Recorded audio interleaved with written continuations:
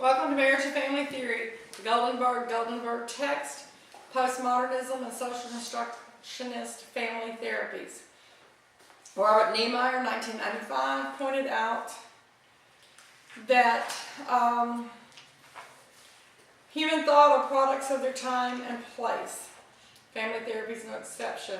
We are constructivist bound. Looking at constructivist epistemology, that each person constructs their own perspective, their own truth, their own worldview, has a significant impact on family therapy. If you look at the forces of counseling, with the first force being Freudian psychoanalytic, classical psychoanalytic thought, the second force would be the Neo-Freudians, Adler, Jung, Erickson, coming away from Freud and moving into psychodynamic thought. Then Carl Rogers, Fritz Perls with Gestalt, Virginia Satir, and Whitaker with human validation models and experiential therapy, going into thinking of that as a third force as humanistic, client-centered, Rogerian. The fourth force, which is multiculturalism and multicultural diversity, very much matches the fourth force here with postmodernism, because it comes from a social, collaborative, constructivist stance, collaborating with your clients to find out what their worldview, what their particular dynamics across the cultural continuum are. Looking at Kenneth Gergen, 1993, a social psychologist, an advocate of social constructionism from his work at Swarthmore College. Understanding that families are what they are, and they're made up of individuals who are bonded to each other either by blood or by choice. The impact of the postmodern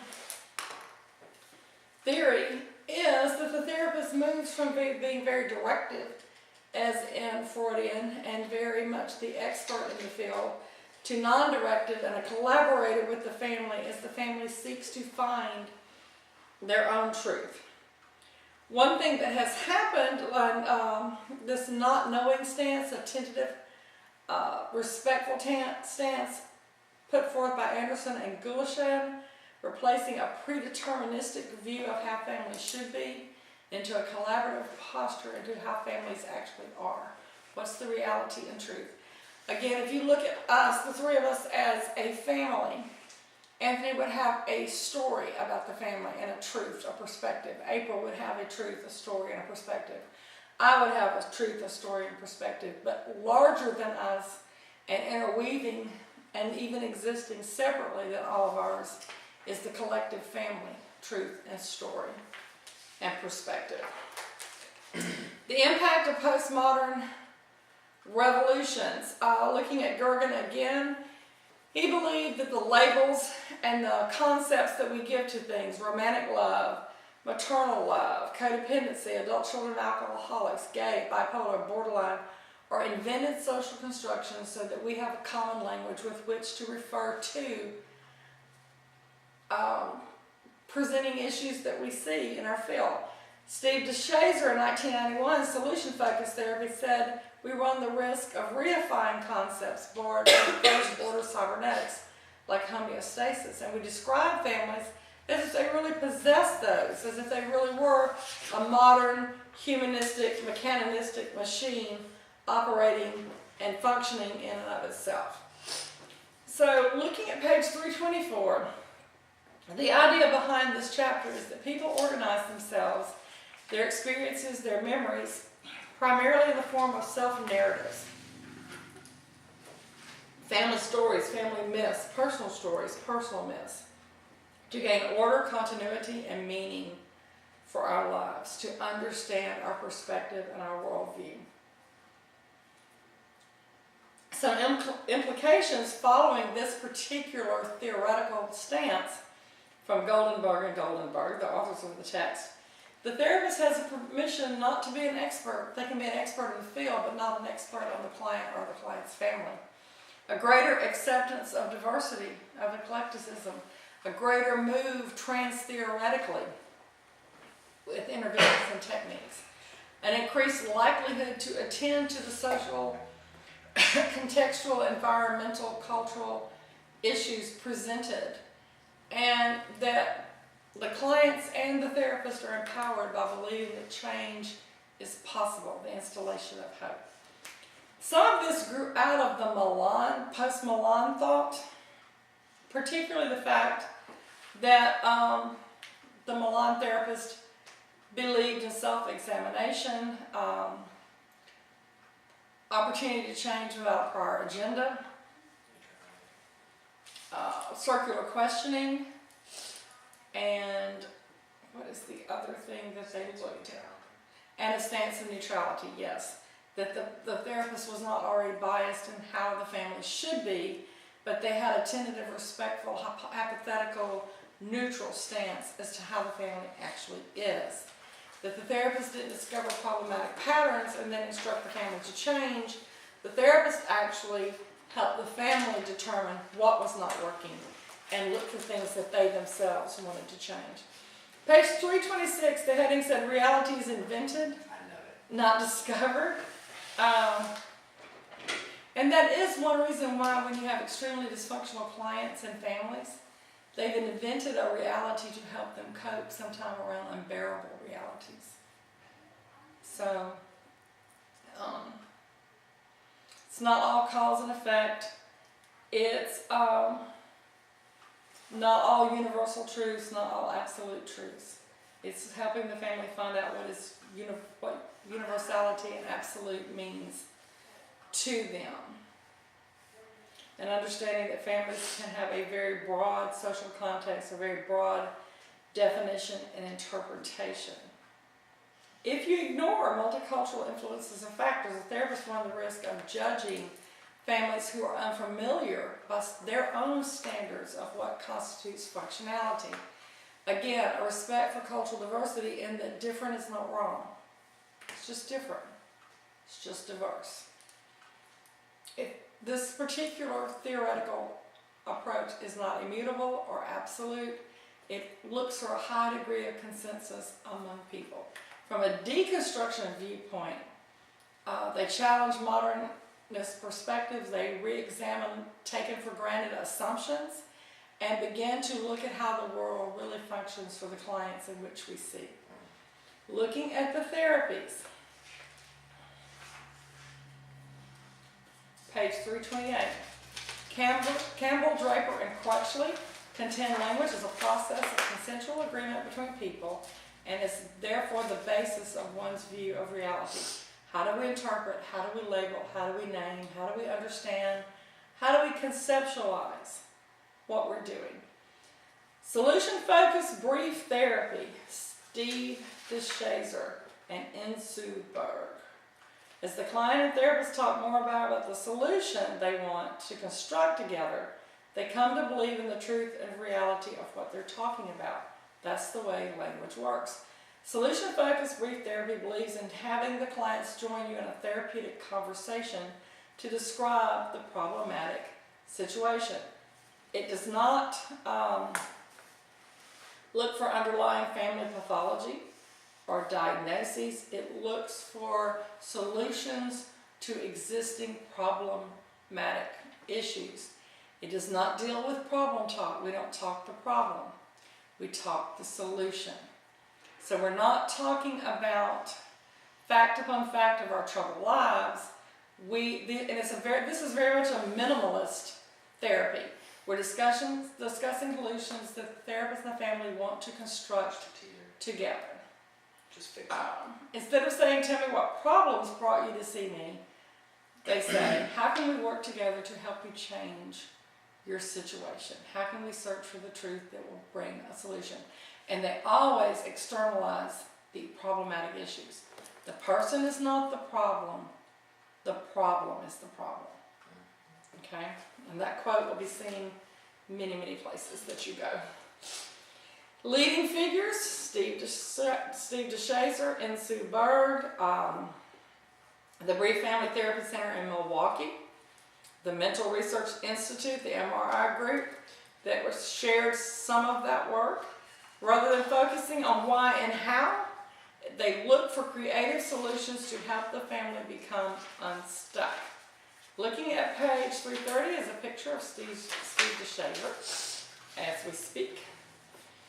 And solution-focused therapy believes the solution process is more similar from one case to the other than the problems. The problems may be different, but the solutions usually are the same or very similar.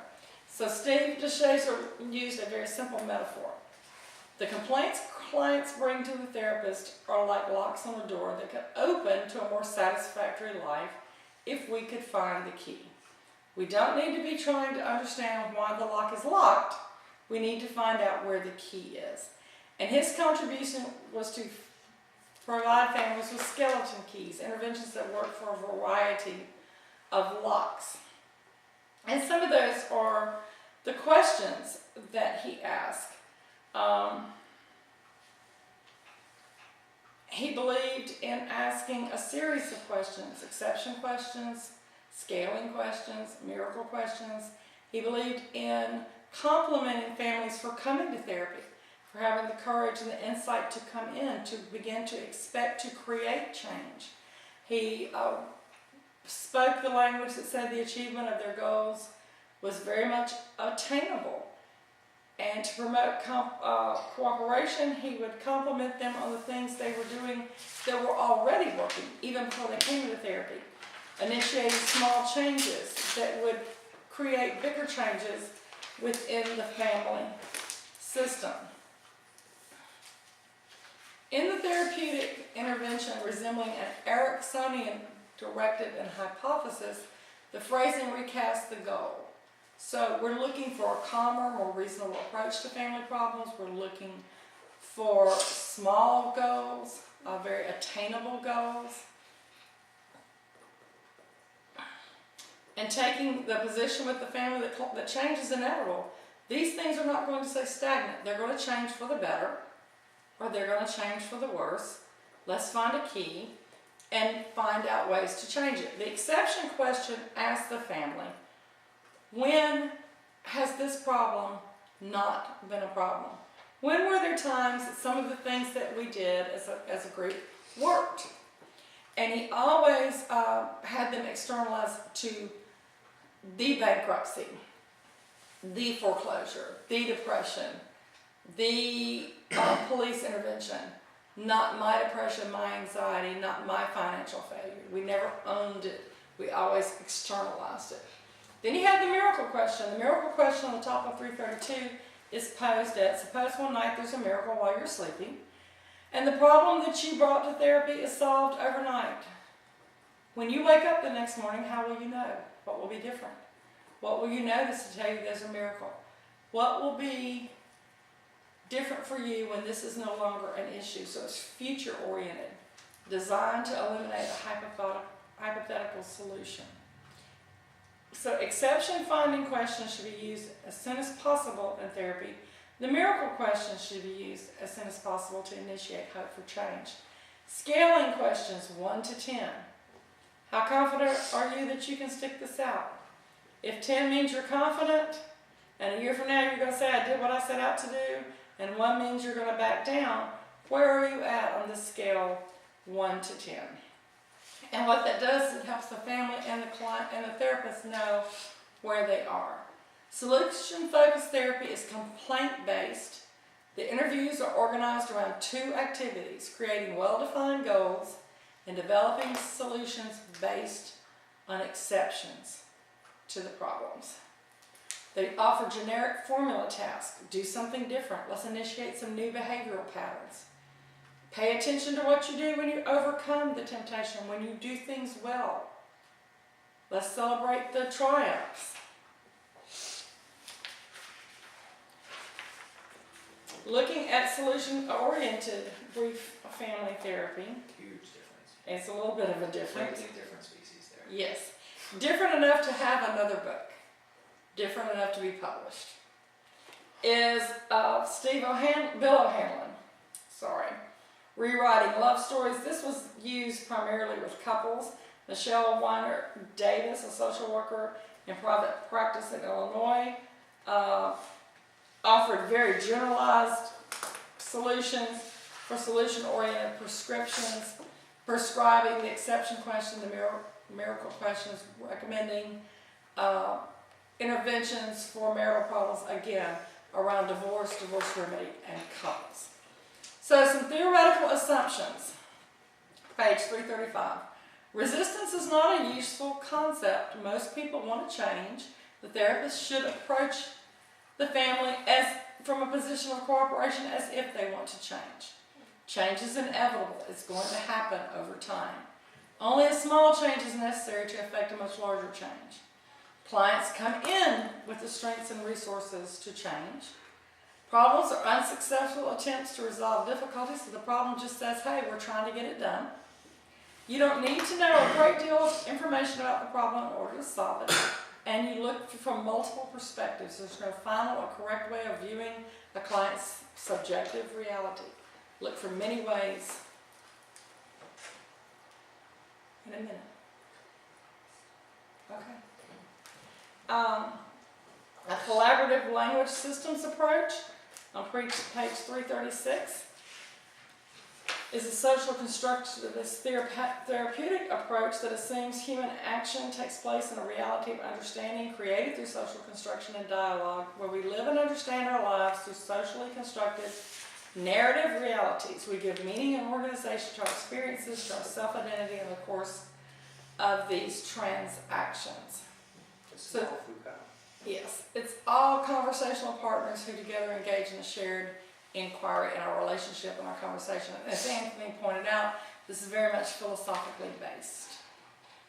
Leading figures in the multiple impact therapy is Gulshan, stimulated by the work of the Milan Group, Harleen Anderson, who's there on page 338, you see her picture. She also purported a linguistic philosophy to talk about communications, very similar to Virginia Satir, also bursting forth from the Milan group. The collaborative language systems approach used by Harleen Anderson is based on the notion that all of our knowledge is based on interventions that arise from social dialogue. We talk about it. We construct our problems and our solutions through language. We talk it out, kind of the basis of talk therapy. And then the reflecting team with Tom Anderson is very much Milan-oriented. Tom Anderson, a Norwegian psychiatrist working from Milan orientation, believed that we listen to each other and that the family hears a team of therapists reflecting hypothetically and tentatively about their process. A team of therapists off-center would listen to the family, not always behind a one-way mirror, but off-center from the room, and listening in and then reflecting back. The idea behind a reflecting team is that the approach is more egalitarian. It's less subject-object dichotomy between the therapist and the family. It's less hierarchical, and it allows for multiple points of view. Language plays a key role in providing vocabulary that sets our realities and provides stories that we construct to understand our experiences. So looking at these different types of theories in the summary on page 341, 342, basically understanding that this entire work in postmodernists is based in narrative therapy, feminist therapy, and solution-focused therapy in different terms. But the postmodernist social constructivist is a term that speaks to them all. We will reconvene with chapter 14, narrative therapy, the next time we meet. Thank you, guys.